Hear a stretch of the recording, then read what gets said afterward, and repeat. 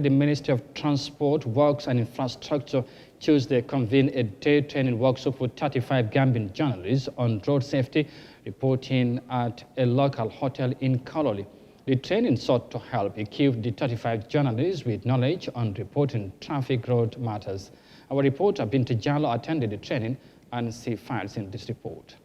The training that brought together 35 journalists across the country was geared towards strengthening their skills in reporting on traffic road accidents in the country. According to WHO data published in 2020, road traffic accident deaths in the Gambia account for 695 or 5.40% of total deaths. The age-adjusted death rate is 51.34 per 100,000 populations, which ranked the Gambia at number 8 in the world.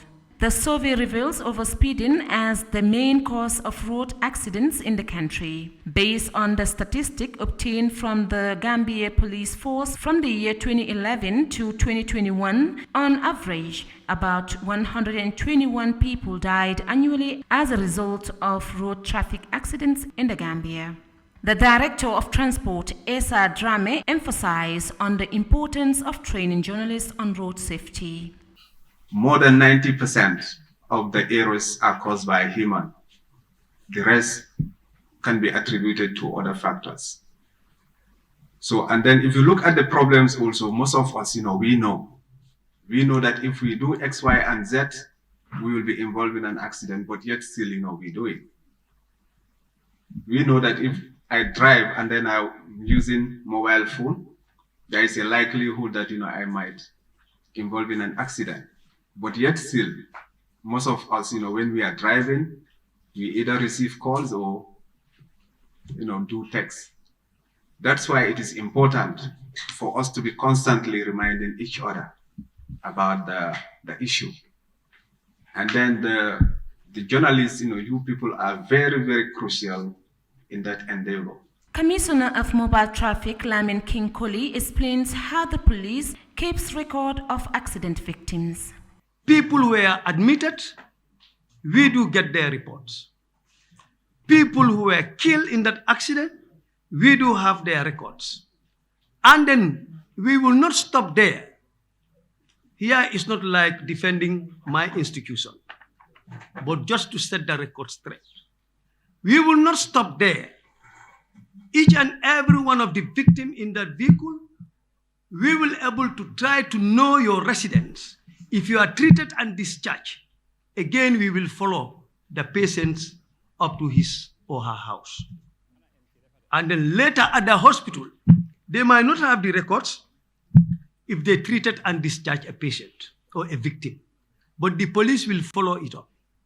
The moment you die within the short period, I would say even far above that, would say the follow-up on accident which occurred in Faraba on this date and this time, the person there in Nene Manjang, for example, have been treated and discharged from the hospital and later died in his or her private house on this date. Those records are captured. Permanent Secretary of the Ministry of Transport, Works and Infrastructure, Ibrahim Sisaho, underscored what the ministry is doing to cope the situation. Also look at the infrastructure. If you recall, some months back, we were able to give out some road support facilities and road signs, and these are also very important items that helps to minimize accident, because once the drivers knows where to stop, where not to do the U-turn, those signs are also very helpful to prevent some of these accidents. So yes, it's a combination of factors. So we need to put every factor together to be able to minimize this problem. Like I said before, most of the accident caused on road has to do with the fact that we are not doing what we are supposed to do. So, as a people. So we need to come together and try to avoid some of those basic mistakes so that we can save the lives of our people. The menace is said to be hard to eradicate as the country has a weak road safety management system with inadequate leadership and coordination on the problem, either within government or wider society. The country has not been investing enough into road safety, either from national budget, the road fund, insurance premiums, or through patronizing external donors or international support.